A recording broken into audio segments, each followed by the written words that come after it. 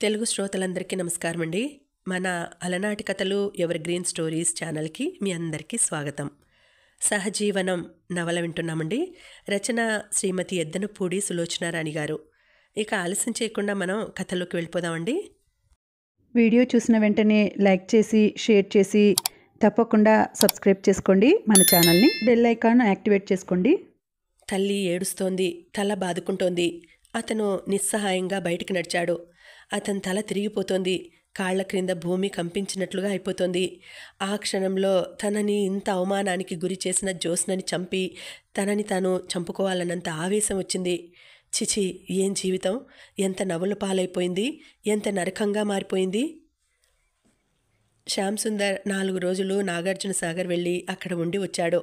ఈ 4 రోజుల్లో తనను తాను కూడదీసుకోవడానికి అతను ఎంతో శ్రమపడాల్సి వచ్చింది. ఎంతో సహనం పట్టాల్సి వచ్చింది.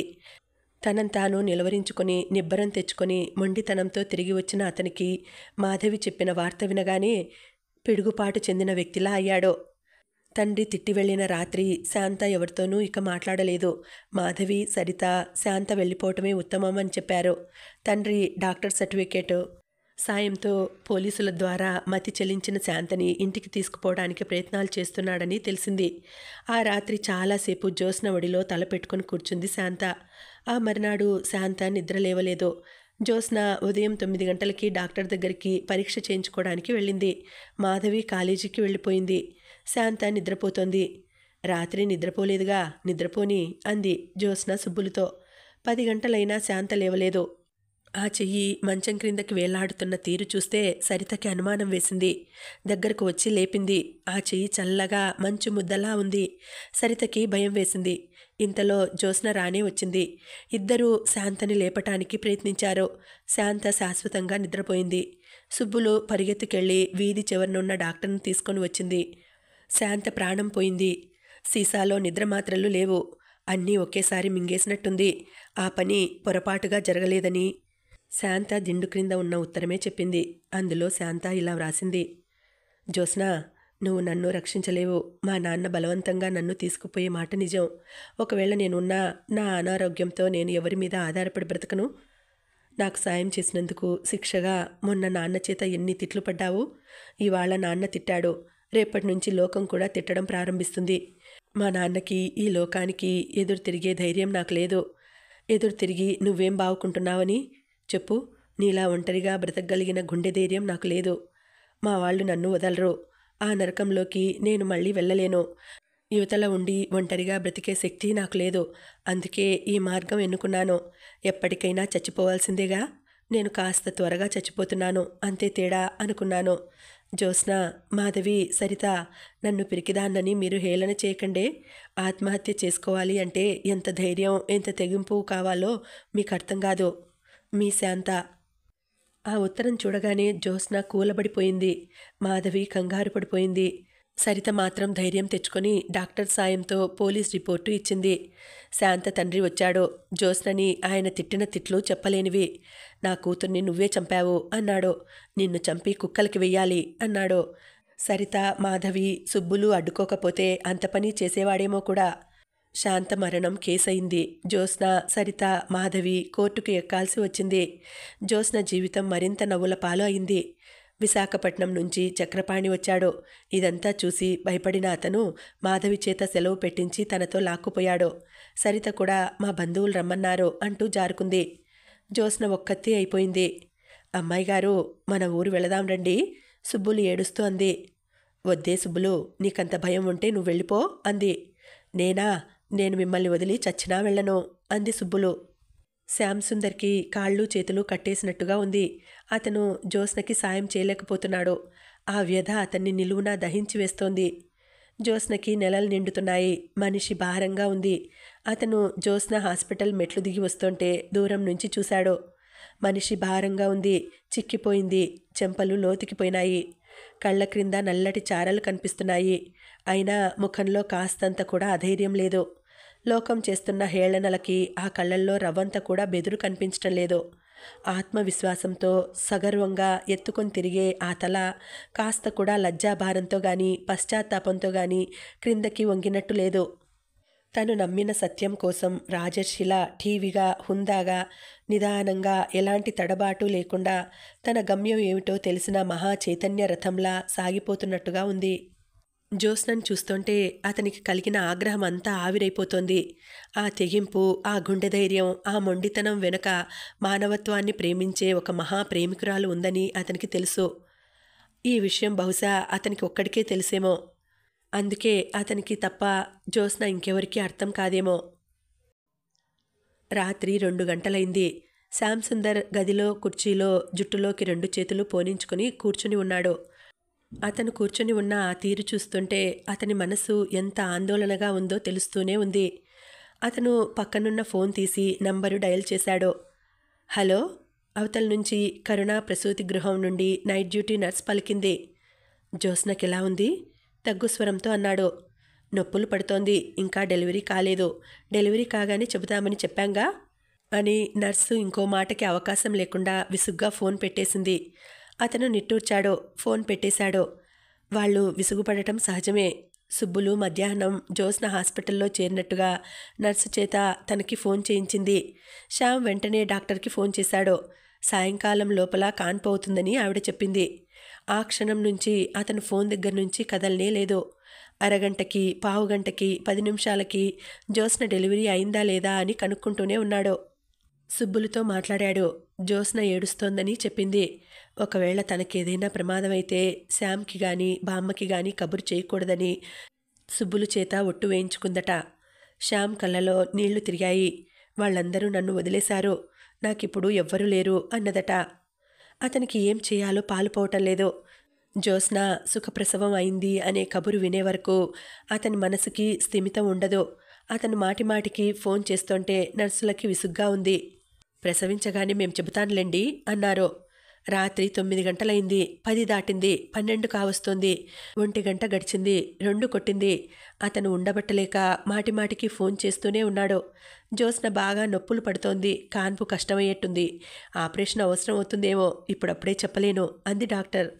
గడియారం 2 గంటలు కొట్టగానే అతను ఆఖరిసారి అన్నట్టు ఫోన్ చేశాడు. నర్స్ చెప్పిన తర్వాత అతను కుర్చీలో కూర్చున్నవాడల్లా లేచి వెళ్ళి మంచం మీద పడుకున్నాడు. అది సాధ్యం కాలేదు. అతని మనసు నిలకడగా ఉండలేకపోతోంది. అతను లేచి కారు తాళాలు తీసుకుని బయలుదేరాడు. అతను వెళ్ళేసరికి సుబ్బులు బయటనే కనిపించింది. అబ్బాయి గారు అంటూ కళ్ళనీళ్లు పెట్టుకుంది. డాక్టర్ గారు వచ్చింది, చూస్తోంది అంది. నర్సులు హడావిడిగా తిరుగుతున్నారు. ఇంకెవరో డాక్టర్లు వచ్చారు. డాక్టర్ గారు శ్యామ్ సుందర్ దగ్గరకు వచ్చింది. లాభం లేదు, ఆపరేషన్ చేయాలి.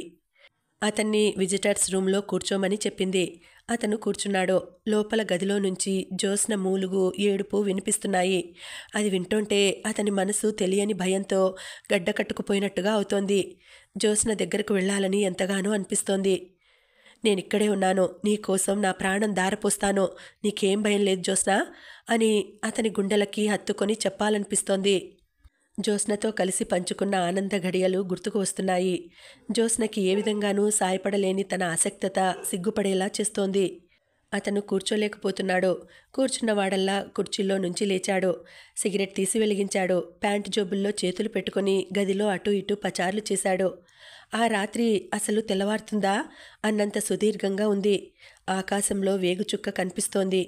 తెల్లవారుజాములో నిశ్శబ్దం, చల్లదనం మెల్లగా లోపలికి రావడానికి ప్రయత్నిస్తున్నాయి. ఇంతలో గదిలో నుంచి ఒక్కసారి పసిపిల్ల క్యార్మన్న ఏడుపు వినిపించింది. వరండాలో స్తంభానికి ఆనుకుని నిలబడి ఉన్న అతను ఉలిక్కిపడినట్టుగా మూసి ఉన్న జ్యోత్స్న గది తలుపుల వైపు చూశాడు. గదిలో నుంచి వినవస్తున్న పసిపిల్ల ఏడుపు అలలు అలలుగా వచ్చి అతి నిశ్శబ్దంగా ఉన్న ఆ హాస్పిటల్ అంతా ప్రతిధ్వనిస్తోంది. అది వింటుంటే అతని మనసు ఒక్కసారిగా పులకరించింది.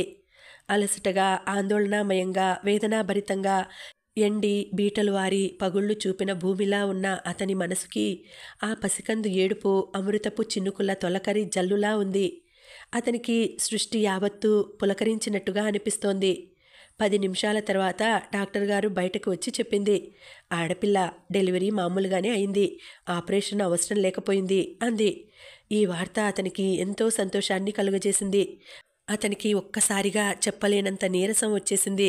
నిలబడలేనట్టుగా అక్కడున్న కుర్చీలో కూలబడ్డాడు.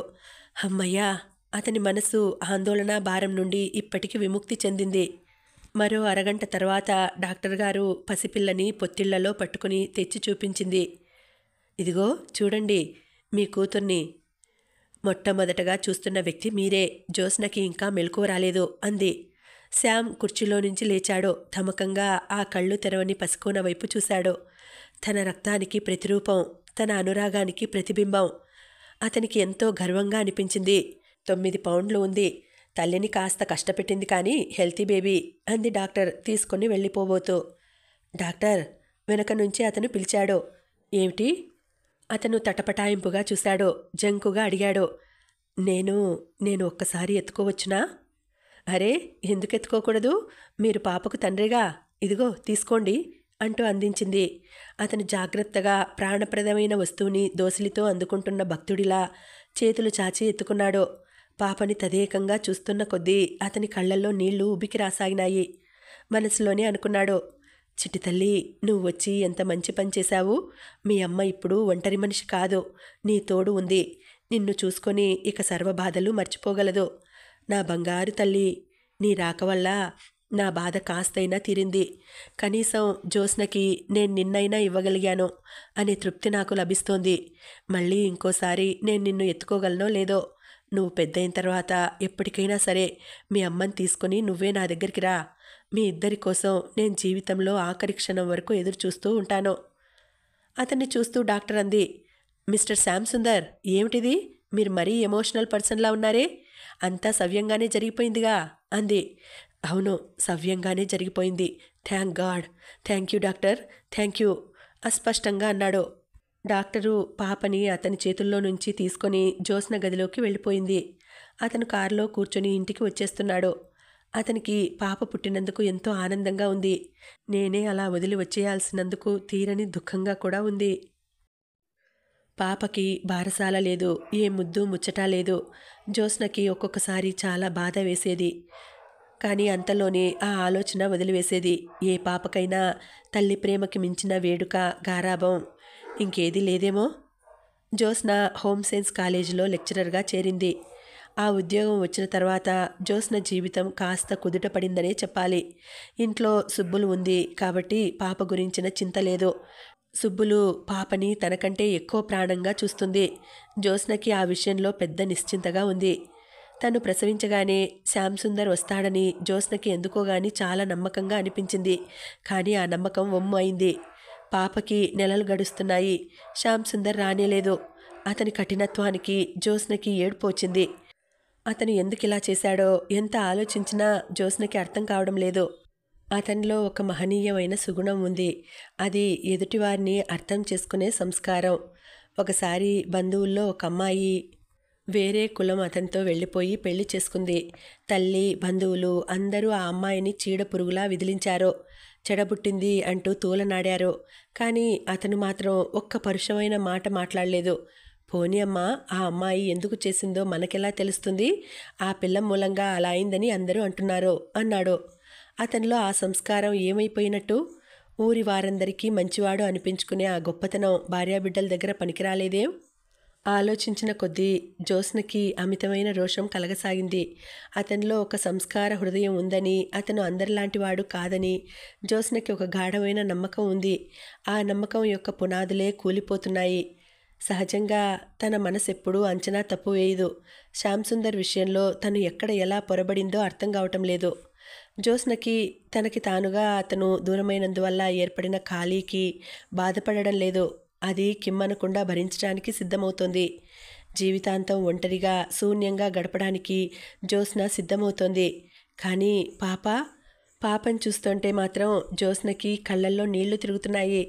శ్యామ్ ఉంటే పాపని ఎంత అపురూపంగా చూసేవాడో. అతనికి పిల్లలంటే ఎంత పిచ్చి ప్రేమో జ్యోత్స్నకి తెలుసు. ఆశ కూతుర్ని కూడా అతను ముద్దు చేసేవాడు. జ్యోత్స్న ఒక్కసారి ఇలాంటి ఆలోచనలతో పరధ్యాసగా నిలబడిపోతూ ఉండేది. శ్యామ్ అక్కడికి వచ్చినట్లే ఉండేది. పాప బోర్లా పడుతోంది. తప్పటడుగులు నేర్చుకుంటోంది. అమ్మ అనే పిలుపు నేర్చుకుంటోంది. 10 నెలల పిల్ల అయింది. పచ్చగా బొద్దుగా అయింది. జ్యోత్స్న శ్యామ్ సుందర్ని గురించి ఆలోచించడం మానేయటానికి దృఢ నిశ్చయం చేసుకుంది. అతన్ని గురించి ఆలోచించడం ఇక అనవసరం అనిపించింది. జ్యోత్స్న జీవితంతో రాజీ పడిపోయింది. తనకి ఈ లోకంలో పాప తప్ప ఇంకెవ్వరూ లేరని అనుకుంది. పాపని తండ్రి నీడలేని పాపగా పెంచడానికి మానసికంగా సిద్ధమైంది. జ్యోత్స్న చదువు వైపు మనసు తిప్పుకోసాగింది. కానీ ఎంత ప్రయత్నించినా ధ్యాస చదువు మీద లగ్నం కావటం లేదు. ఒక్కోసారి పడుకుంటే పక్కన శ్యాంసుందర్ ఉన్నట్టే అనిపించేది. అతనితో గడిపిన దాంపత్య జీవితం గుర్తుకు వచ్చేది. ఆ రోజులు ఎంత సుఖంగా ఉండేవి. అతని గుండెల మీద తల ఆనించి కబుర్లు చెబుతూనే ఒక్కోసారి అలాగే నిద్రపోయేది. అతని పరిశ్వంగం ఎంత సుఖంగా ఉండేది. ఎంత ప్రయత్నించినా ఆ నిశ్చింత ఇప్పుడు రావడం లేదు. జ్యోత్స్న శారీరకంగా శ్యామ్ నుండి విడివడి దూరంగా వచ్చేసింది. పగలంతా ధైర్యంగానే ఉండేది. రాత్రి అయ్యేసరికి ఎలాగో అనిపించేది. ఆ ఒంటరితనం భయంకరమైన ఊబిలా ఉండేది. అందులో నుంచి యువతలకి రావాలని పెనుగులాడేది. ఒక్కోసారి సాధ్యమయ్యేది కానీ ఎన్నోసార్లు తనే ఓడిపోయేది. మానసికంగా అతని దగ్గరే ఉన్నట్లుగా అతనితో కలిసి గడిపిన ఆ దాంపత్య జీవితాల అనుభూతుల నుండి తనకిక విముక్తి లేనట్లుగా అనిపించేది. ఒక్కోసారి జ్యోత్స్న నిశితంగా తనను తాను ఆత్మవిమర్శ చేసుకునేది. అసలు నేనేం తప్పు చేశాను? ఎందుకు వీళ్ళందరూ నన్ను వదిలేశారు? ఆశ నా ప్రాణ స్నేహితురాలు. ఆశకి కష్టం వస్తే ఆదుకున్నాను. ఆశ కూతురంటే నాకు ఆపేక్ష ఉండదా? నన్ను వీళ్ళు అర్థం చేసుకోలేదంటే వీళ్ళకి అస్సలు స్నేహం అంటే ఏమిటో తెలియదన్నమాట. జ్యోత్స్న ఆశ కూతురు గుర్తుకు వస్తే గుండెలు దుఃఖ సముద్రంగా మారేవి. ఎక్కడుందో, ఎన్ని అవస్థలు పడుతోందో, తిండి పెడుతున్నారో లేదో, ఏది కాకూడదు అని తను అనుకుందో అదే అయింది. ఆశ కూతురు అలాంటి కష్టాలకి గురి అయింది అంటే అందుకు బాధ్యురాలు తాను, ముమ్మాటికి తనే. ఆ పిల్ల పుట్టడానికి తనే కారణభూతురాలు. ఆ పాప కష్టాలకి తనే బాధ్యురాలు. జ్యోత్స్న మనసులో ఇది తీరని గాయంలా ఉంది. ఒక్కోసారి తన పాపని గారాబం చేస్తుంటే ఆశ కూతురు గుర్తుకు వచ్చి అలాగే ఉండిపోయేది. తనకి తానే దోషిలా ఫీల్ అయ్యేది. జ్యోత్స్నకి చాలా దుఃఖంగా ఉండేది. ఈ బాధకి తోడు తీరని ఒంటరితనం. జ్యోత్స్న మనసు మండుతున్న జ్వాలలా ఉండేది. జ్యోత్స్న ఒక్కోసారి ఇంటికి వచ్చేసరికి సుబ్బులు ఎక్కడ పని అక్కడే ఉంచేది. ఇంట్లో చూస్తే ఒకసారి సిగరెట్ పీకలు కనిపించాయి. ఒకసారి పాప చేతిలో కొత్త బొమ్మలు కనిపించాయి. ఎవరొచ్చారు అంటే నాకు తెలిసిన ఆయన ఒక ఆయన ఊరి నుంచి వచ్చాడమ్మా అంది. జ్యోత్స్నకి అనుమానం రాసాగింది. తను ఇంట్లో లేనప్పుడు ఎవరో సిబ్బుల కోసం ఇంటికి వస్తున్నారు అనే అనుమానం కలగసాగింది. ఒకసారి కాలేజీకి వెళ్తున్నానని బయలుదేరింది. సుబ్బులు పాప చేత టాటా చెప్పించి ఇంట్లోకి వెళ్ళిపోయింది. జ్యోత్స్న ఎదురింటి వారికి అవతల రోడ్డుకి గేటు ఉంది. ఆ ఇంట్లో పైభాగంలో పడక గదిలో నుంచి చూస్తే జ్యోత్స్న ఇంటి ఆవరణ స్పష్టంగా కనిపిస్తుంది. జ్యోత్స్న ఆ ఇంట్లోకి పైకి వచ్చి కూర్చుంది. కిటికీ పరదా పక్కకు లాగి చూడసాగింది. ఒక పావుగంట తర్వాత ఆ ఇంటి ముందు కారు ఆగింది. ఆ కారు ఎవరిదో జ్యోత్స్నకి తెలియదు. అందులో నుంచి శ్యాంసుందర్ దిగాడు. కారు హారన్ చప్పుడు వినగానే సుబ్బులు తలుపు తెరిచింది. చేతిలో పాప ఉంది. శ్యాంసుందర్ గేట్ తెరుచుకొని లోపలికి వెళ్ళాడు. సుబ్బులు అప్పటికే అక్కడికి ఎదురు వచ్చింది. సుబ్బులు చేతుల్లో ఉన్న పాప అతన్ని చూడగానే ఎంతో అలవాటు అయిన వ్యక్తిలా సుబ్బులు చేతుల్లో నుంచి అతని చేతుల్లోకి దూకింది. అతను చేతులు చాపి ఎత్తుకున్నాడు. గుండెలకి నొక్కుకున్నాడు. ఎగరేసి పట్టుకున్నాడు. పాప అతని జుట్టు 2 చేతుల్లో పట్టుకుంది. అతని పెన్ లాగింది. గడియారం పీకింది. పాప అతని మాటలకి కిలకిలా నవ్వుతోంది. అతను మెడ మీద మేకపిల్లలా వేసుకున్నాడు. క్రిందకి దింపి వేళ్లు పట్టుకొని నడిపించాడు. అమ్మా, నాన్న అని మాటలు అనమని నేర్పించాడు. కొద్దిసేపటికి అతను టైం చూసుకున్నాడు. పాపని సుబ్బుల చేతికి ఇచ్చేశాడు. అతను వెళ్ళి కారులో కూర్చుంటే సుబ్బులు పాప చేత టాటా చెప్పించింది. అతను పాపని వదల్లేక వెళ్ళినట్టు వెళ్ళాడు. పాపను ఎత్తుకొని ఉన్న సుబ్బులు ఏమీ ఎరగందాన్లా గేటు వేసుకుని లోపలికి వెళ్ళిపోయింది. జ్యోత్స్నకి గుండెల్లో నొప్పి లాంటిది వచ్చింది. ముందుకు వంగి కూర్చుంది. శ్యామ్ పాపను చూడ్డానికి తను లేనప్పుడు వస్తున్నాడు. పాప అతనికి ఎంత అలవాటో వాళ్ళిద్దరినీ చూస్తుంటే తెలుస్తూనే ఉంది. జ్యోత్స్నకి మొదటిసారిగా వెర్రి సంతోషం కలిగింది. కానీ ఆ సంతోషం క్రమంగా రాను ఆవిరైపోయింది. శ్యాంసుందర్ పాపను చూడ్డానికి తను లేనప్పుడు ఎందుకు రావాలి? ఆ దొంగ ఆనందం ఎందుకు పొందాలి? శ్యాంసుందర్ చాలా తెలివిగలవాడు. అతను మెల్లగా పాపని అలవాటు చేసుకుంటున్నాడు. రేపు పాప పెద్దది అయితే అతను చెప్పిన మాటలు నమ్మి తనతో ఎదురు తిరిగి తండ్రితో వెళ్ళిపోవచ్చు. పాప దూరం అయితే తన బ్రతుకు ఏం కావాలి? ఒంటరితనంలో కృంగిపోవాలి. ఇలా రావటంలో తప్పకుండా అతని ఉద్దేశం అదే అయి ఉంటుంది. తను అతన్ని బాధ పెట్టినందుకు మంచి శిక్ష వేయడానికి అతను ప్రయత్నిస్తున్నాడన్నమాట. ఈ ఆలోచన రాగానే జ్యోత్స్నకి భూమి తలక్రిందులైనట్టు అనిపించింది. తన జీవితమే పెద్ద శూన్యంగా మారే ప్రమాదం ఎదురవుతున్నట్టు భయపడింది. జ్యోత్స్న ఇంటికి వచ్చింది. సుబ్బులు ఏమీ ఎరగనట్టుగా పని చూసుకుంటోంది. జ్యోత్స్నకి సుబ్బుల కంటే శ్యామ్ మీదనే ఎక్కువ కోపం వచ్చింది. ఎందుకంటే ఏ లంచమో పెట్టి అతను సుబ్బుల్ని లొంగదీసుకుని ఉంటాడో. అందుకే అది తన దగ్గర ఉంటున్నా అతను చెప్పినట్టు వింటోంది. జ్యోత్స్నకి పాప చేతుల్లో బాల్ పాయింట్ పెన్ను కనిపించింది. సుబ్బులు, ఈ పెన్ ఎవరిది అని అడిగింది.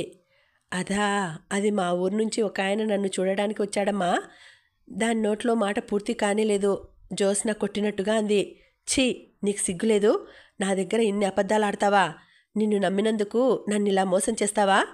నిన్ను పెట్టుకున్నది నాతో విశ్వాసంగా ఉండడానికి కానీ ఇంకొకరితో లాలూచి అవమని కాదు. నాకిష్టం లేని వాళ్ళని ఇంట్లోకి రానియడానికి నీకెంత గుండె ధైర్యం? అది కాదమ్మా, సుబ్బులు ఏదో చెప్పబోయింది. ఇక నువ్వు ఏ కథ చెప్పినా నా మనసు కరగదు. నువ్వు నమ్మక ద్రోహం చేశావు. నిన్ను కాదులే, నిన్ను అని ఏం లాభం? విశ్వాసపాత్రులు కాని వాళ్ళని ఇంట్లో ఉంచుకోవటం నాదే తప్పు. సుబ్బులకి కోపం వచ్చేసింది. ఎదురు తిరిగింది. ఏంటమ్మా 10 సార్లు విశ్వాసం లేదు అంటారు? నేనంత కాని పని ఏం చేశాను? అయ్యగారు వస్తే పాపని చూపించాను తప్ప. అసలు ఆ అయ్యగారు ఎంత మంచివారు, దేవుళ్లాంటివారు. ఆయనని మీరు నానా బాధలు పెడుతున్నారు. నోరు మూసుకొని వెళ్ళు, అనవసరంగా వాగకు అని అరిచింది జ్యోత్స్న. గుడ్డు వచ్చి పిల్లని వెక్కిరించిందట. కర్మ, చివరికి నీతో కూడా చెప్పించుకోవాల్సిన గతి పట్టింది నాకు అనుకుంది. వెళ్ళిపోమ్మని సుబ్బులు పెట్టె తెచ్చి బయట పారేసింది. వెళ్తాలేమ్మా, వెళ్ళక ఉంటానా? మీకు తెలియదేమో, ఎవ్వరూ లేక మీరు ఒక్కరూ ఉంటున్నారని తెలిసి అయ్యగారే బామ్మగారితో చెప్పి నన్ను ఇక్కడికి పంపారు అనేసింది. ఏమిటి? జ్యోత్స్న ఆశ్చర్యపోయింది. ఆ మాట వినగానే జ్యోత్స్నకి పిచ్చెక్కిపోయింది. అంతేకాదు, జ్యోత్స్న ప్రసవించిన రాత్రి అతను వచ్చి ఎంత ఆదుర్దాపడ్డాడో చెప్పబోయింది. జ్యోత్స్న వెర్రి కోపంతో సుబ్బుల్ని రెక్కపట్టి వీధిలోకి తోసింది. తలుపులు వేసుకుని లోపలికి వచ్చిన జ్యోత్స్నకి గుండెలు బద్దలయ్యేంత నొప్పి వచ్చింది. చప్పున అక్కడ కూలబడింది. ఆ మధ్యాహ్నమే జ్యోత్స్న పాపని వీధి చివర ఉన్న బేబీ కేర్ సెంటర్లో చేర్చింది. నా పాప కోసం ఎవరు వచ్చినా పాపని చూడనీయొద్దు అని గట్టిగా వాళ్ళకి వార్నింగ్ ఇచ్చింది. మర్నాడు శ్యామ్ సుందర్ ఆ బేబీ కేర్ సెంటర్ దగ్గరికి వచ్చాడు.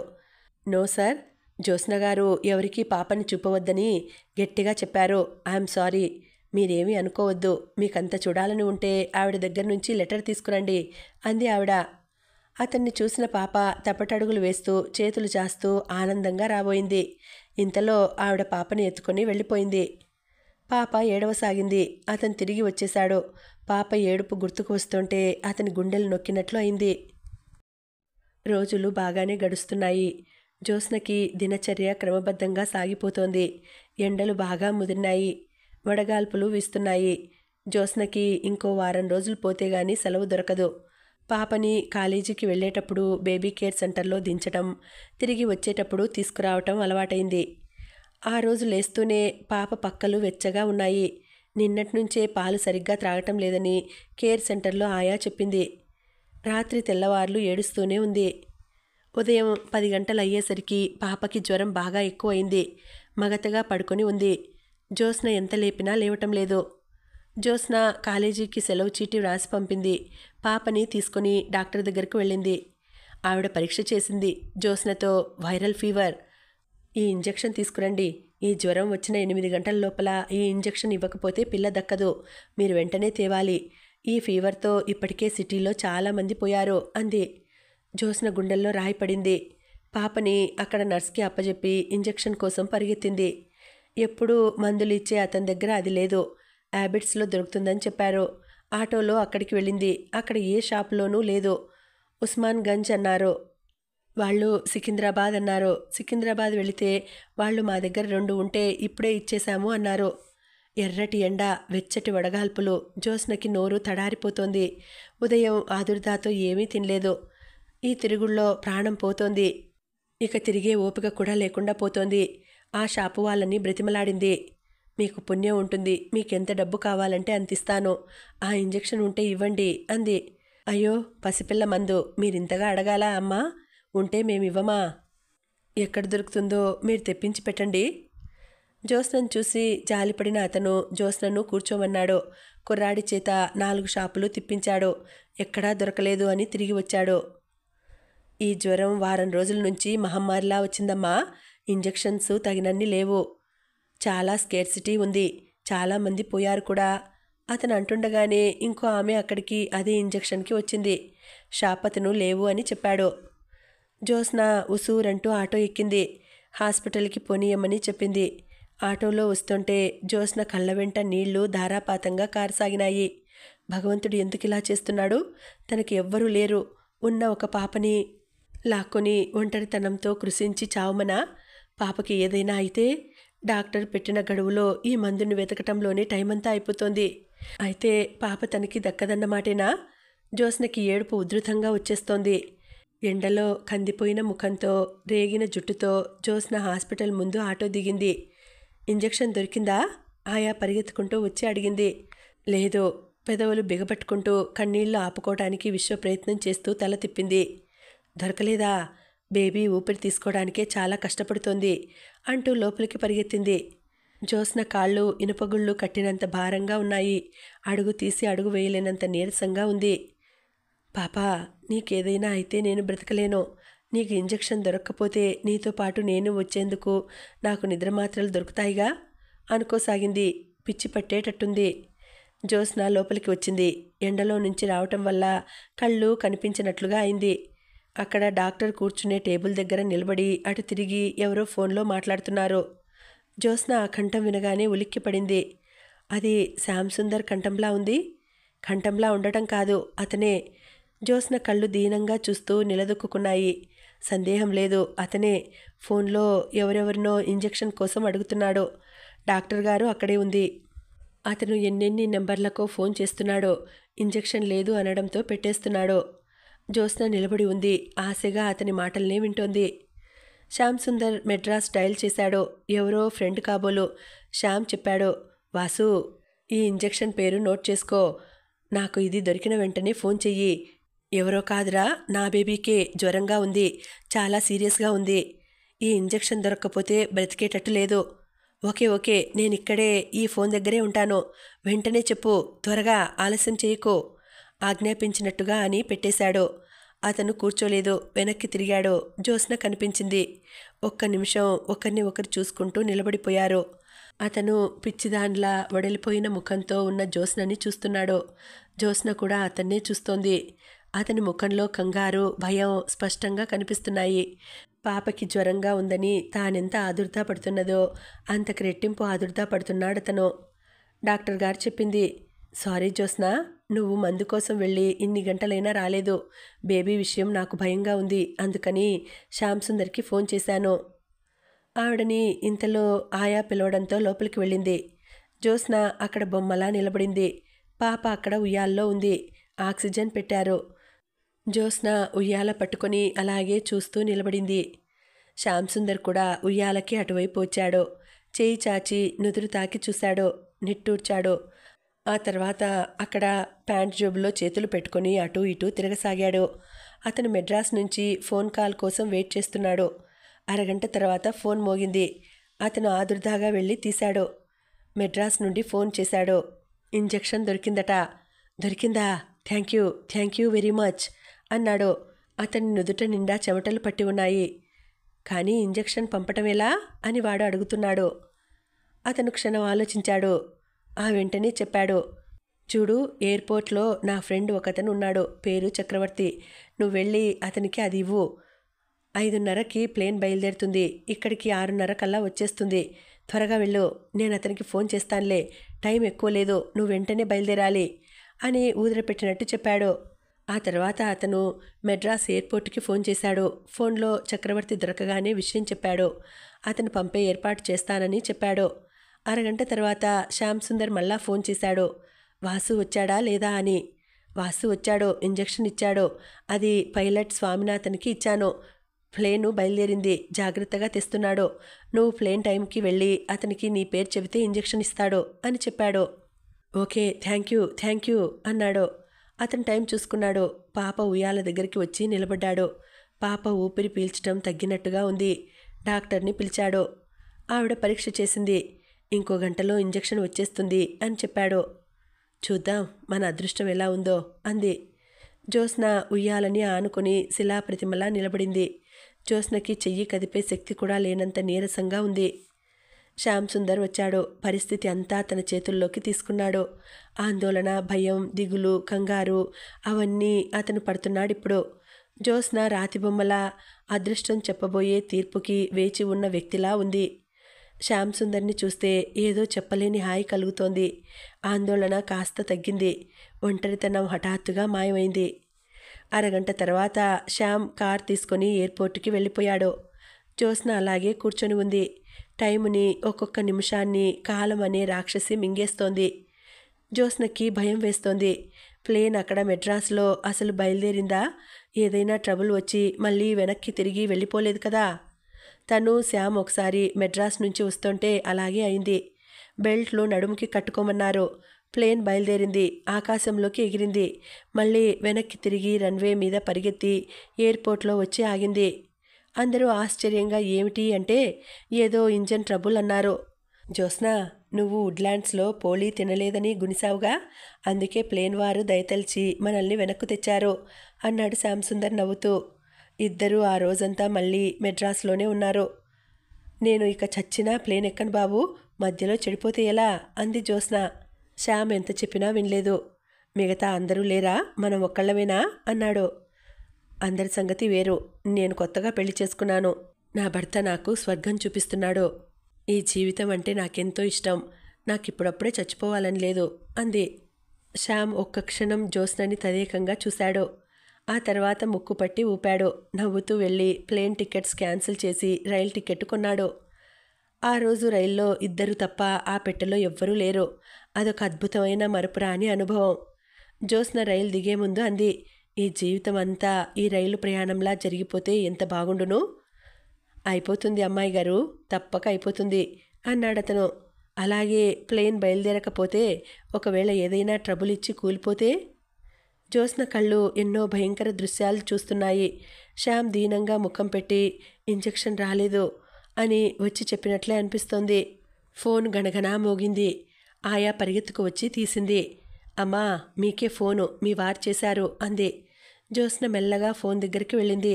శ్యామ్ ఫోన్ ఎందుకు చేశాడు? ఇంజెక్షన్ రాలేదా?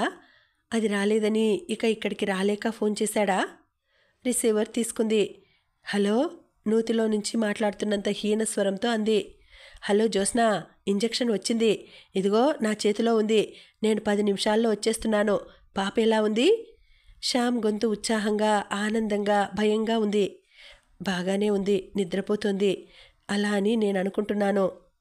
థ్యాంక్ గాడ్, ఇక్కడ ఉన్నాను అన్న మాటే గాని నాకదే భయంగా ఉంది. నేను వచ్చేస్తున్నాను.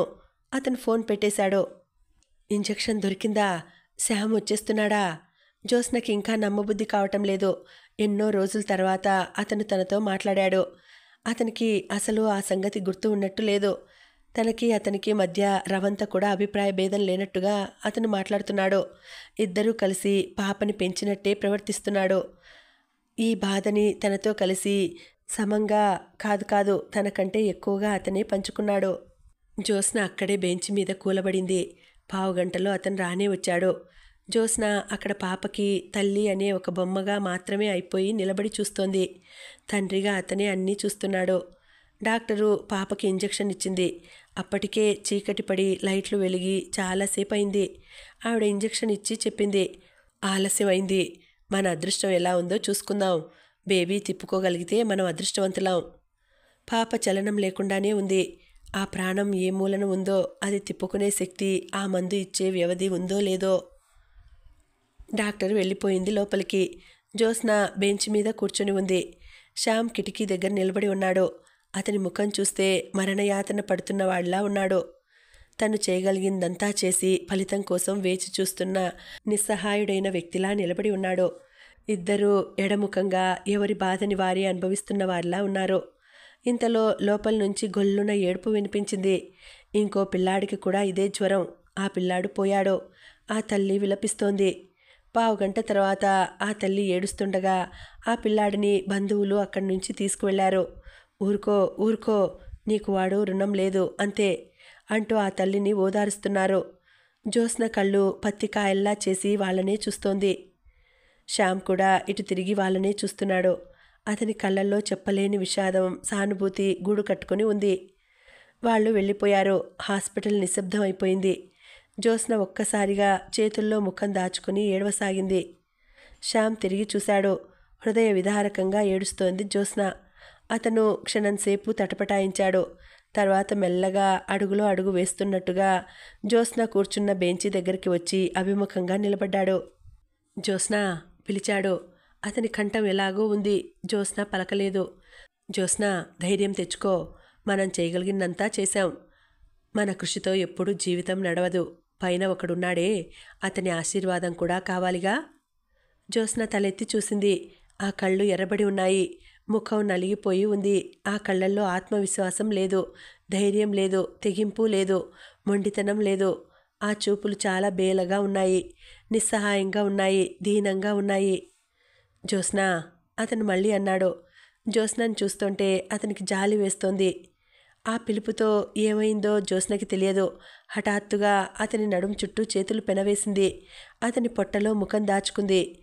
మరుక్షణంలో ఏడుపు ఉధృతమై వరదలా వచ్చేసింది.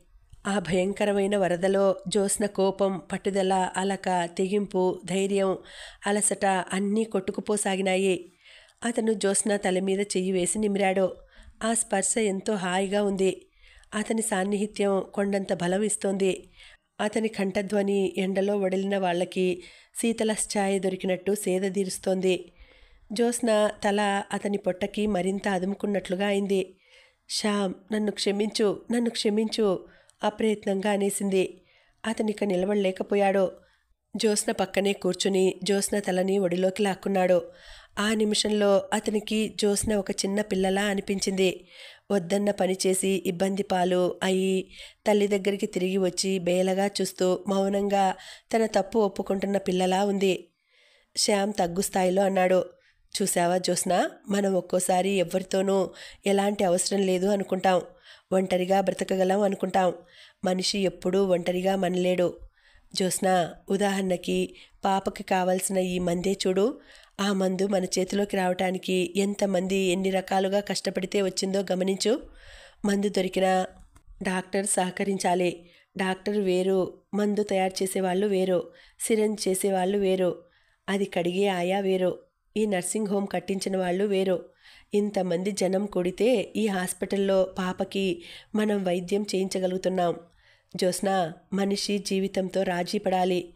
సాటివారితో సహజీవనం అలవర్చుకోవాలి.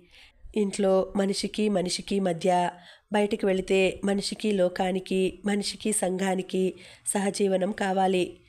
అది లేకపోతే జీవితం ఏకాకి బ్రతుకు అవుతుంది. ఆ ఒంటరితనం భరించలేం. జ్యోత్స్న అతని మాటలు వింటూ ఉండిపోయింది. జ్యోత్స్న అతను చెప్పే ప్రతి మాట అక్షరం పరమసత్యం అని తెలిసింది. అలా ఎంతసేపు కూర్చున్నారో ఇద్దరికీ టైం తెలియలేదు. ఇంతలో డాక్టరు పాపని తీసుకువచ్చింది. Baby is all right. చూడండి, ఊపిరి బాగా పీలుస్తోంది. చూసారా ఇంజెక్షన్ నిమిషాల మీద ఎలా పనిచేసిందో. జ్యోత్స్న శ్యామ్ ఒడిలో నుంచి లేచింది. నిజమే, పాప ముఖం చాలా తేటగా ఉంది. ఆ మృత్యు నీడలు పోయినాయి. మీరు అదృష్టవంతులు. ఇక మీ బిడ్డకి భయం లేదు. జ్యోత్స్నకి పాపని అందించింది. కానీ జ్యోత్స్న అందుకోలేదు. తల అడ్డంగా తిప్పుతూ దృఢంగా అంది. ఈ బిడ్డ ఇప్పుడు నా బిడ్డ కాదు, ఆయనకే దక్కుతుంది. ఆయనే ప్రాణం పోశారు. నాకే అర్హత లేదు, వారికివ్వండి. శ్యామ్ పాపని ఎత్తుకున్నాడు. పాపని ఎత్తుకున్న అతన్ని అలా చూస్తుంటే జ్యోత్స్నకి ఇన్నాళ్ళు తను ఎంత మూర్ఖంగా ప్రవర్తించిందో అర్థం కాసాగింది. తనకి అతనికి ఎంతైనా అభిప్రాయ భేదాలు ఉండవచ్చు. కానీ ఆ బిడ్డకి అతను జన్మనిచ్చిన తండ్రి. పాపకి దూరంగా ఉండమనే అధికారం అసలు తనకి ఎక్కడుంది? ఈ విషయం గమనించని తనెంత తెలివిహీనరాలు. పాపని అతను అలా ఎత్తుకుంటే జ్యోత్స్నకి ఎంతో నిశ్చింతగా ఉంది. ఉదయం నుంచి పడిన శ్రమ, బాధ ఏదో గాలిలోకి ఆవిరిలా తేలిపోతున్నట్టుగా అయింది. శరీరం అతి తేలికగా అయినట్లు అనిపించింది. దూది పింజల మనస్సు, శరీరం రెండూ తేలిపోతున్నాయి. జ్యోత్స్న, తన భుజం మీదకి ఒరిగిపోతున్న జ్యోత్స్నని చప్పున ఎడం చేత్తో నడుం చుట్టూ చేయి వేసి పట్టుకుని ఆపాడతను. తర్వాత ఏమైందో జ్యోత్స్నకి తెలియదు. చాలాసేపు అయిన తర్వాత జ్యోత్స్నకి మెలకువ వచ్చింది. ఉలిక్కిపడి లేచి కూర్చుంది. తను మంచం మీద ఉంది. ఎదురుగా శ్యామ్ బెంచి మీద తల ఆనించి కాలు మీద కాలు వేసుకొని ఒడిలా చేసి ఆవిడిలో పాపని పదిలంగా పట్టుకొని ఉన్నాడు. జ్యోత్స్న మంచం దిగి లేచి వచ్చింది. అతను గోడకి తల ఆనించి నిద్రపోతున్నాడు. ఉదయం నుంచి తనతో పాటు అతను కూడా ఎంతగానో శ్రమపడ్డాడు. జ్యోత్స్న మెల్లగా అతని ఒడిలో ఉన్న పాపను తీసుకోబోయింది. అతను ఉలిక్కిపడి కళ్ళు తెరిచాడు. జ్యోత్స్న పాపను తీసుకుని వచ్చి ఉయ్యాల్లో పడుకోబెట్టింది. తను అతని పక్కన బెంచి మీద కూర్చుంది. నాకేమైంది, ఎలా నిద్రపోయాను అంది సిగ్గుపడుతున్నట్టుగా. ఎండలో బాగా తిరిగినట్టున్నావు, కళ్ళు తిరిగినాయి అన్నాడతను. అతని కళ్ళు నిద్రతో కూరుకుపోతున్నాయి. జ్యోత్స్న కూర్చుంది. అతను బెంచి మీద పక్కకి ఒరిగి పడుకున్నాడు. జ్యోత్స్న మెల్లగా అతని తల ఎత్తి తన ఒడిలో పెట్టుకుంది. ఒక చేత్తో పాప పడుకొని ఉన్న ఉయ్యాలని మెల్లగా ఊపుతున్న జ్యోత్స్న రెండో చేత్తో తన ఒడిలో ఉన్న శ్యామ్ తలని జుట్టులోకి వేళ్లు పోనిచ్చి నిమరసాగింది. జ్యోత్స్నకి ఎంతో హాయిగా ఉంది. పాప 2 రోజుల్లోనే బాగా కోలుకుంది. జ్యోత్స్న 2 నెలల క్రితం హౌసింగ్ బోర్డు వాళ్ళు కట్టి ఇచ్చే ఇళ్లకి అప్లికేషన్ ఇచ్చింది. శ్యామ్ సుందర్ ఆ ఇల్లు జ్యోత్స్న పేరిట వచ్చేలా చేశాడు. డబ్బు తనే కట్టాడు. జ్యోత్స్నకి అలాట్మెంట్ వచ్చిన ఆ ఇంటి కాగితాలు ఇస్తూ, ఏ మగవాడైనా భార్యకి పిల్లలు ఇవ్వగానే సరికాదు, ఆ పిల్లలు సుఖంగా నిశ్చింతగా పెరిగేలా చూడాల్సిన బాధ్యత అతనికి ఉంది. ఈ ఇల్లు నీకోసం కాదు, పాప కోసం అన్నాడు. నన్నెందుకు నువ్వు ఇంకా మాటలంటావు అంది. మంచి రోజు చూసి ఇంట్లో గృహప్రవేశం అయ్యారు. ఆ రోజు పాప పుట్టినరోజు కూడా అయింది. శాంతి ప్రియ అని నామకరణం చేశారు. మయూరపురం నుంచి వరమ్మగారు వచ్చింది. సుబ్బులు వచ్చింది. జోగారావు గారు, శివయ్య, సూరి అందరూ వచ్చారు. జ్యోత్స్న శ్యామ్ సుందర్తో వెళ్ళి అత్తగారిని రమ్మనమని పిలిచింది. శ్యామ్ కూతుర్ని చూసి ప్రమీల, అరుణ ఎంతో ముచ్చటపడ్డారు. శ్యామ్ బంధువులు, స్నేహితులు, జ్యోత్స్న తరపు వాళ్ళు అందరూ వచ్చారు. గృహప్రవేశం, నామకరణ మహోత్సవం, పుట్టినరోజు వేడుక అన్నీ కలిసిన ఆ దినం ఎంతో వైభవంగా బంధుమిత్రుల సమక్షంలో ఆనందంగా, కోలాహలంగా, సరసోక్తులతో, పరాచకాలతో, బంధుత్వాల తిరగవేతలు ఎంతో బాగా జరిగింది. పందిరిలో తిరుగుతూ అందరినీ పలకరిస్తూ అందరికీ ఎవరికి వారికే ఆత్మీయుడుగా మసులుతున్న శ్యామ్ సుందర్ని చూసి జ్యోత్స్న ఆశ్చర్యపోయింది. ఇతనికి ఎంత ఓపిక అనిపించింది. అతని దగ్గరికి ఆడవాళ్ళు, మగవాళ్ళు అందరూ చిన్న పెద్ద భేదం అనేది లేకుండా పోతున్నారు. అందరి విషయాలు ఆసక్తితో వింటున్నాడు. జ్యోత్స్నకి ఆ క్షణంలో ఒక వటవృక్షంలా కనిపించాడు. వీరంతా అతని నీడలో సేదదేరుతున్న పిట్టల్లా ఉన్నారు. సంఘంలో ఇలాంటి మనుషులు అవసరం ఎంతైనా ఉంది అనిపించింది. వరమ్మగారు, జానకమ్మగారు పోటీపడి శాంతిప్రియకి నగలు, బట్టలు ఇచ్చారు. సమర్థుడైన తండ్రి బంధుకోటిలో ఆ పసిపాప అల్లారు ముద్దుబిడ్డ అయింది. జ్యోత్స్నకి మరీ అనిపించింది. తను మూర్ఖత్వంతో ఎడంగా ఉంటే పాపకి ఇదంతా లభించేది కాదు. ఆ అధికారం తనకి ఎక్కడుంది? వచ్చిన అందరూ వెళ్ళిపోయారు. వరమ్మగారు జానకమ్మగారితో కలిసి వెళ్ళింది. ఆవిడ బలవంతం చేసి తీసుకువెళ్ళింది. అలాంటి మర్యాదలు చేయాలనుకోవటం వరమ్మగారికి ఎంతో బాగా తెలుసు. ఆ రాత్రి అడిగింది జ్యోత్స్న. శ్యామ్, కనీసం ఇప్పుడైనా ఆశ కూతురు ఎక్కడ ఉంది చెప్పవు? నేనేమీ చేయను. దూరం నుంచి ఒక్కసారి కళ్ళారా చూసి వచ్చేస్తాను. నా పాప ఇంత గారాబంగా ఆనందంగా పెరుగుతోంది. ఒకవేళ ఆశ కూతురు కష్టాలు పడుతుంటే ఈ ఆనందం నాకు మిగలదు. శ్యామ్ ఏమీ అనలేదు. జేబులో నుంచి చిన్న డైరీ తీశాడు. అందులో అతని ఫ్రెండ్స్ ఫోన్ నెంబర్లు, అడ్రస్లు ఉంటాయి. జ్యోత్స్నకి ఆ డైరీ కొత్తదేం కాదు. అతను ఎన్నోసార్లు టేబుల్ మీద, మంచం మీద నిర్లక్ష్యంగా తన కళ్ళ ఎదుట పడేసే డైరీయే. శ్యామ్ ఆ డైరీలో నుంచి ఒక పేజీ చించి జ్యోత్స్న చేతికి ఇచ్చాడు. జ్యోత్స్న ఆ కాగితం చూసింది. Simpson Bharat heavy electricals, Ramachandrapuram, quarter number ఉంది. అతను టెక్నికల్ అడ్వైజర్ ఉద్యోగం చేస్తున్నాడు. జ్యోత్స్న అర్థం కానట్టు అడ్రస్ కాగితం చూస్తూ నిలబడిపోయింది. జ్యోత్స్న మర్నాడు మధ్యాహ్నం రామచంద్రాపురం వచ్చింది. మిస్టర్ సిమ్సన్ ఆస్ట్రేలియా దేశస్థుడు. అతనికి ఉన్న వాటిల్లోకెల్లా అత్యంత సౌకర్యమైన భవనం ఇచ్చారు. జ్యోత్స్న వెళ్ళింది. వాకిట్లో లాన్ ఉంది. పూల మొక్కలున్నాయి. ఆ ఇల్లు అధునాతనంగా, పరిశుభ్రంగా ఉంది. జ్యోత్స్న అక్కడ పనివారికి తన భర్త పేరు ముందు శ్రీమతి చేర్చి చీటీ ఇచ్చింది. అతను లోనికి వెళ్ళి వచ్చాడు. అతని వెంట ఒక ఆమె వచ్చింది. ఆమె విదేశీ వనిత. తెల్లగా, లావుగా, స్లీవ్లెస్ గౌన్తో, ఎత్తు చెప్పులతో ఉంది. జ్యోత్స్నను చూడగానే ఎంతో మర్యాదగా లోపలికి వచ్చి కూర్చోమని ఆహ్వానించింది. తను పాపను చూడడానికి వచ్చానని చెప్పింది జ్యోత్స్న. పాపా? ఓ, శ్యామ్ సుందర్ ఇచ్చిన బేబీయా? జాయ్ని చూడడానికి వచ్చారా అంటూ నౌకరు వైపు తిరిగి జాయ్ పైన ఆడుకుంటోంది. సింప్సన్తో చెప్పి తీసుకురా అని చెప్పింది. ఆ నౌకరు తల ఊపి వెళ్ళాడు. తనని మిసెస్ సింప్సన్గా పరిచయం చేసుకుంది. శ్యామ్ని గురించి అడిగింది. లోపలికి వెళ్ళి నౌకరుతో టీ పట్టించుకు వచ్చింది. జ్యోత్స్న టీ తాగుతుండగా ఇంతలో మేడ మీద నుంచి మిస్టర్ సింప్సన్ వచ్చాడు.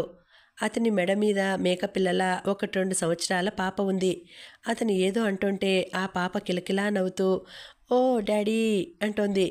మిసెస్ సింప్సన్ అతన్ని జ్యోత్స్నకి పరిచయం చేసింది. ఆంటీకి గుడ్ ఆఫ్టర్నూన్ చెప్పు అంది. ఆ పిల్ల సిగ్గుగా చెప్పి మళ్ళీ తండ్రి మెడకు ఖర్చుకుపోయింది.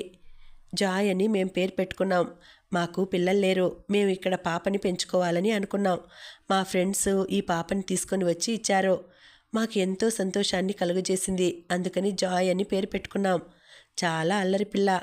షీఈ్ వెరీ ఇంటెలిజెంట్ అంది ఆవిడ. జ్యోత్స్న టీ తాగడం మర్చిపోయినట్టుగా ఆ పాపనే చూస్తోంది. ఎంత బాగుంది, ఎంత ఆరోగ్యంగా, ఎంత బొద్దుగా ఉంది. ఆ బుగ్గలు పుష్టికరమైన ఆహారం తింటున్నట్టుగా యాపిల్ పళ్ళలా ఉన్నాయి. పెదవులు ఆరోగ్యంగా ఎర్రగా ఉన్నాయి. చేతులు కాళ్ళు బొద్దుగా ఉన్నాయి. లేసు ఉన్న అందమైన ఫారిన్ ఫ్రాక్ వేసుకుంది. జుట్టు కత్తిరించి ఉంది.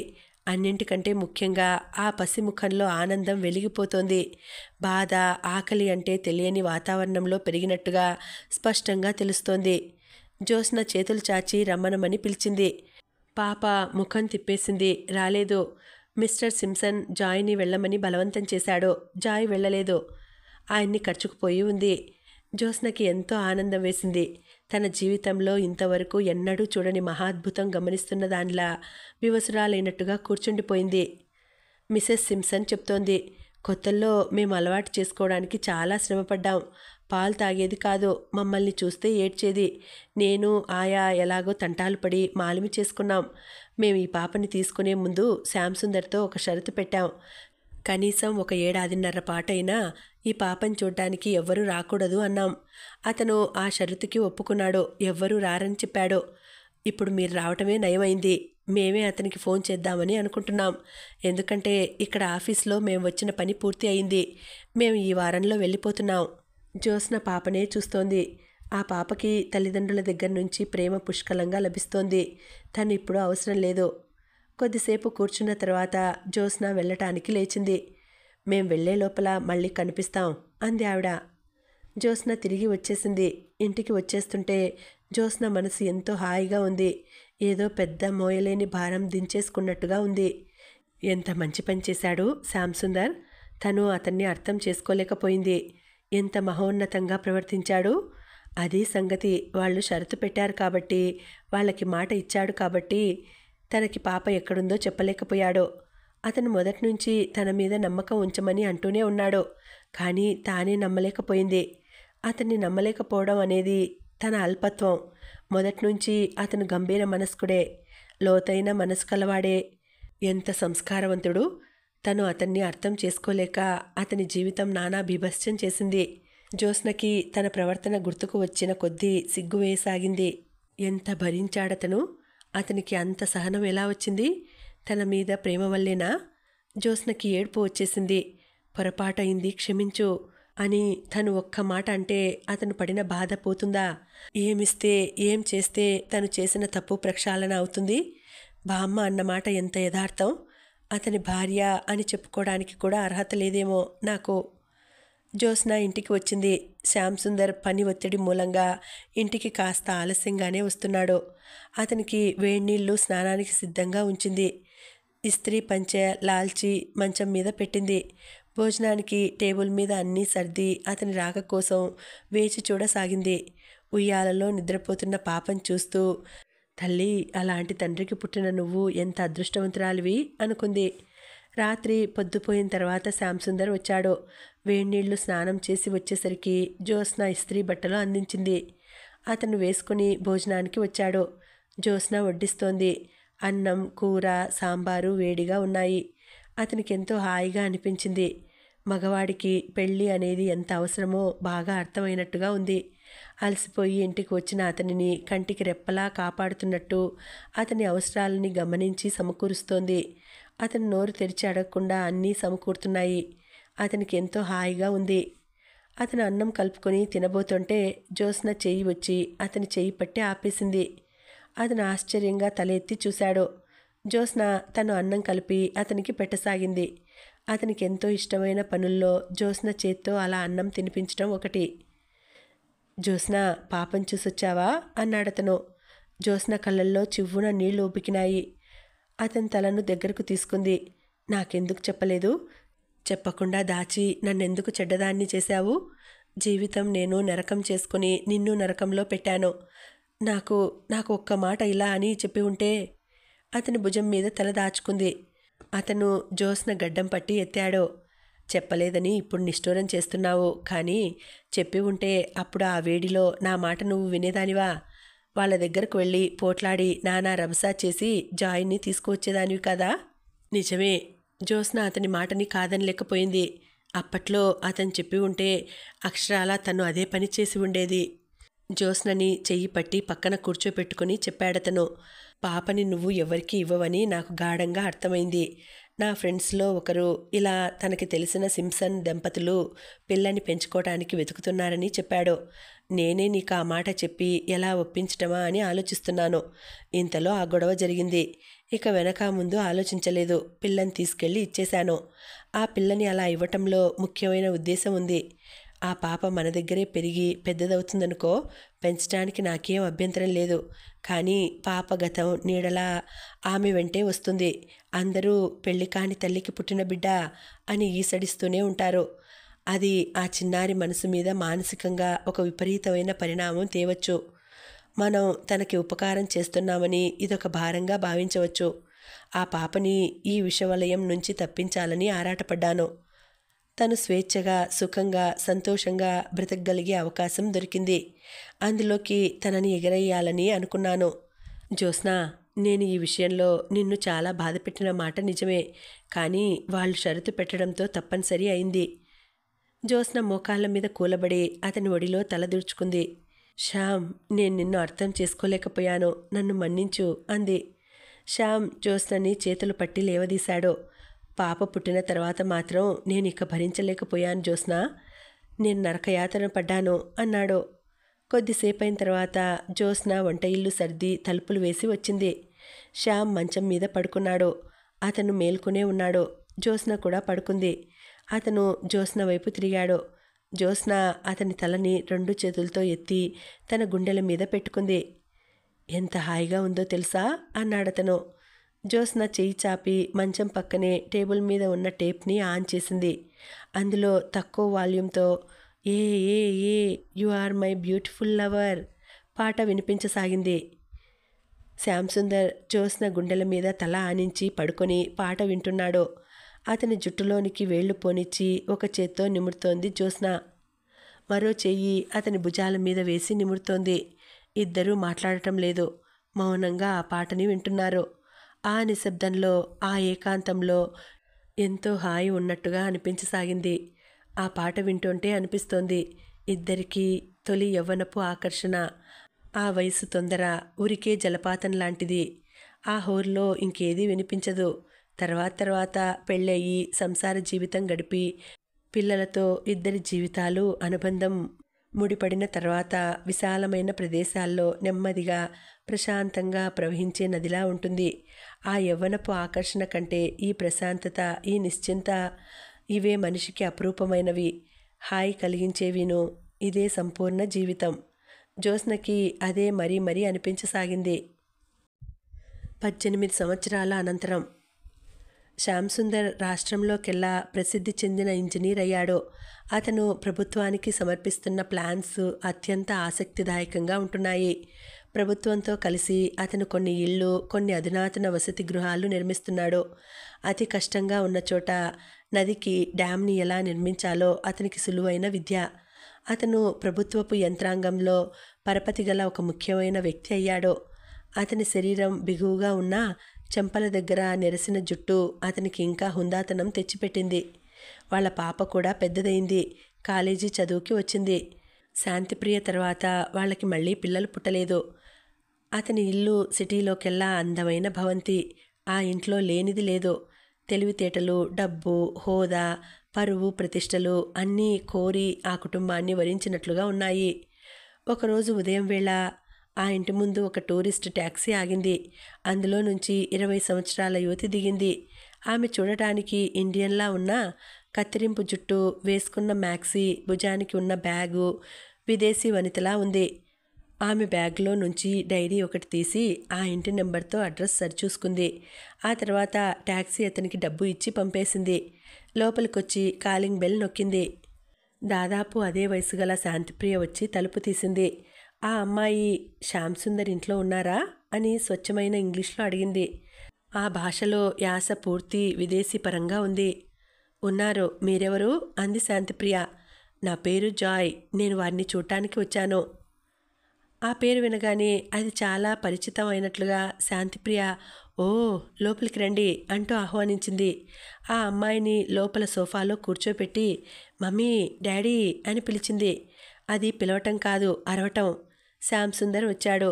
జాయ్ అతన్ని చూడగానే లేచి తనను తాను పరిచయం చేసుకుంది. జాయ్, నువ్వా? ఎప్పుడొచ్చావు? నాకు ముందే ఎందుకు తెలియజేయలేదు అన్నాడు. 2 నిమిషాల అనంతరం కుశల ప్రశ్నలు అయిన తర్వాత జాయ్ అడిగింది, ఆంటీ ఎక్కడా?